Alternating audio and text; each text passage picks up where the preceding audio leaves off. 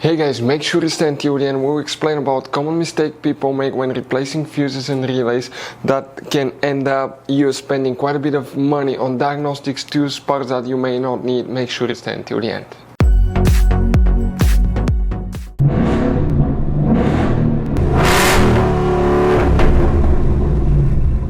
Hey guys, welcome back to Free Car Repair. Thank you guys for watching and subscribing to the channel. Today will be super helpful video to any of you having a Ford Explorer this generation here from year 2011 to year 2015.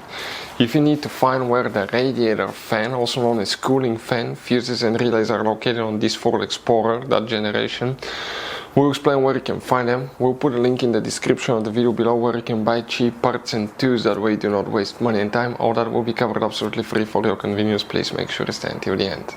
So before we start, let us tell you guys a little bit about us. Every single car we get here at the garage, we try to make at least 200 to 300 free repair videos. We take them completely apart. We show you how to fix engines, transmissions, engine lights, transmission lights, fuses, relays. Why we do all that, guys? Because our mission in the shop is to save you as much money as we can. All we need in return, please subscribe to the channel, like the video, that way we can keep making these free videos.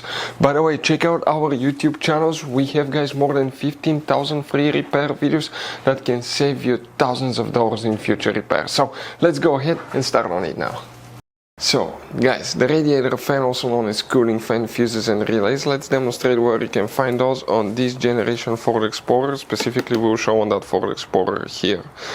We need to go ahead and open the hood. And here, guys, on the driver's side, you see there's a car battery. Next to the car battery, you have the main engine fuse box.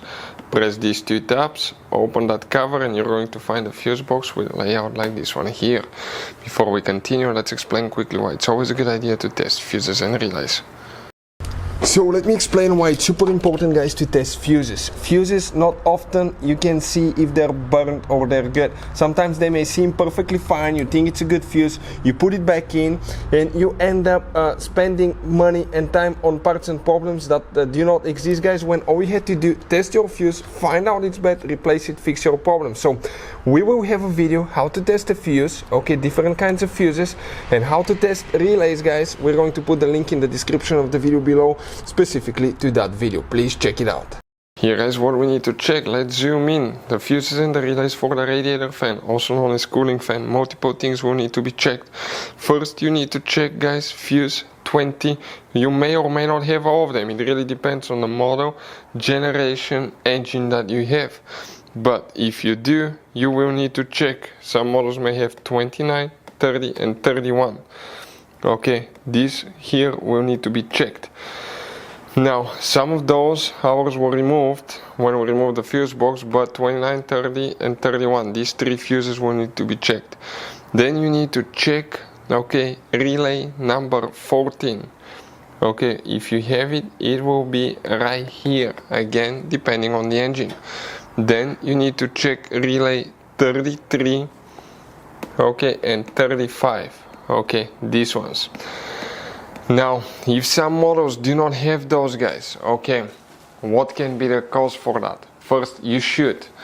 The only thing, okay, practically, is you will have some of them. But if you don't, it could be controlled by the engine computer, and it's a function of the engine computer, guys, that controls the radiator fan. So depending on the year and the model, you may have all of the fuses and relays, you may not have any of them. So guys, by the way, you have all kinds of different fuses, relays, circuit breakers, and check under the hood. It's even more complicated, guys. And even you have some special fuses, okay, like this one right here. One time we needed a replacement fuse, we couldn't get one, and we were stuck in the middle of nowhere because of that. We'll recommend to buy some, put them in the glove box for a peace of mind. We'll share the link in the description of the video below for your convenience, where you can get them at a good price, quick shipping, that way you do not waste money and time. Thank you guys for watching, and see you next time.